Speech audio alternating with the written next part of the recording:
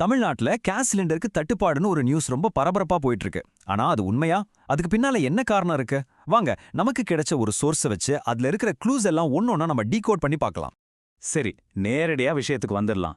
எல்லாருக்கும் மனசுல இருக்கிற ஒரே கேள்வி, ரொம்ப முக்கியமான கேள்வி இதுதான். ஏன் கேஸ் சிலிண்டர் கிடைக்க மாட்டேங்குது? இந்த கேள்விக்கு பதில் தேடி தான் நாம இப்போ கிளம்பியிருக்கோம். முதல்ல இந்த தட்டுப்பாடுனால இப்போதைக்கு என்னென்ன பாதிப்பு வந்திருக்குன்னு பார்ப்போம். அதாவது சொசைட்டில இது என்ன மாதிரி ஒரு இம்பாக்ட் கிரியேட் பண்ணிருக்கேன்னு இந்த சோர்ஸ் என்ன சொல்லுது? இந்த சோர்ஸ் பாத்தீங்கன்னா ரொம்ப குறிப்பா சிலரை மென்ஷன் பண்ணுது. யாருன்னா ஹோட்டல் கேஸ் யூஸ் பண்ற பிசினஸ் பண்றவங்க, அப்புறம் ரோட்டோரமா ஸ்நாக்ஸ் விக்கிற சின்ன சின்ன வியாபாரிங்க, கடைசியா நம்மள மாதிரி சாதாரண பொதுமக்கள். இவங்க எல்லாருமே நேரடியா பாதிக்கப்பட்டிருக்காங்கன்னு சொல்லுது.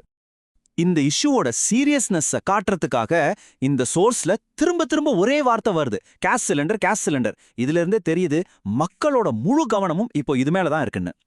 ஓகே, பாதிப்பு என்னன்னு பார்த்தாச்சு. இப்போ இதுக்கு என்னதான் காரணம் அதை கண்டுபிடிக்க முயற்சி பண்ணலாம்.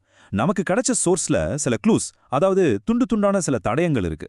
அதையெல்லாம் ஒன்னா சேர்த்து வச்சு பார்க்கலாம். இந்த சோர்ஸை நாம கொஞ்சம் உன்னிப்பா கவனிச்சோம்னா இந்த பிரச்சனையோட ஆணிவேர் எதுன்னு காட்டுற மாதிரி ஒரு 3 முக்கியமான க்ளூஸ் நமக்கு கிடைக்குது.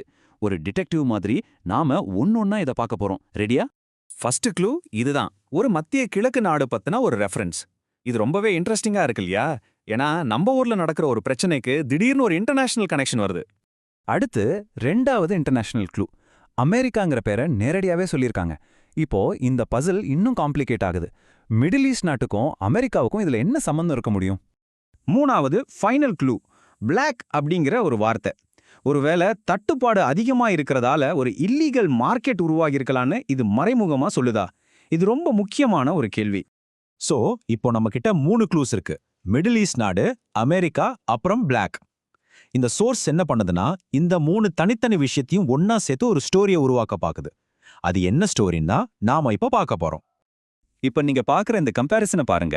ஒரு பக்கம் நம்ம ஊர்ல ஹோட்டல் மக்கள்னு எல்லாருக்கும் கேஸ் கிடைக்கல. இன்னொரு பக்கம் மிடில் ஈஸ்ட் அமெரிக்கான்னு குளோபல் லெவல்ல ஏதோ ஒரு பிரச்சனை.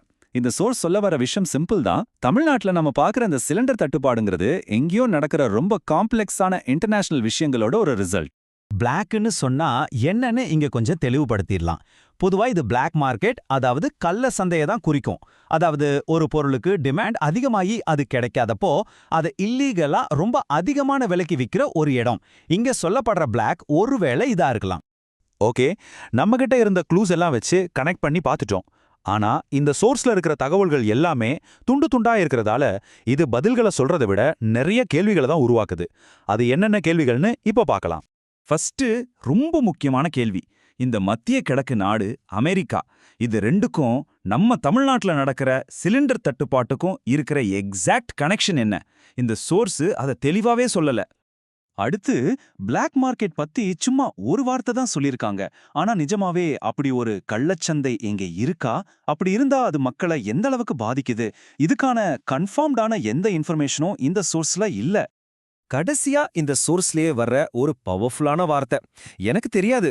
இந்த ஒரு வார்த்தையே போதும் இந்த முழு பிரச்சனையிலையும் எவ்வளோ பெரிய ஒரு நிச்சயமற்ற தன்மை இருக்குன்னு புரிஞ்சுக்கிறதுக்கு. அதாவது நமக்கு தகவல் சொல்றவங்களுக்கே முழுசா என்ன நடக்குதுன்னு தெரியல. சோ இந்த அனாலிசிஸ் முடியும் போது நம்ம மனசுல ஒரு பெரிய கேள்வி நிக்குது. இது வெறும் கேஸ் சிலிண்டர் பத்தின கேள்வி மட்டும் இல்ல. பொதுவாவே இந்த மாதிரி ஒரு நெருக்கடியான சமயத்துல நமக்கு இப்படி துண்டு துண்டா இன்ஃபர்மேஷன் வரும்போது எது வெறும் வதந்தி, எது உண்மைன்னு நாம எப்படி பிரிச்சு பார்க்கறது? இது நம்ம எல்லாருமே யோசிக்க வேண்டிய ஒரு விஷயம்.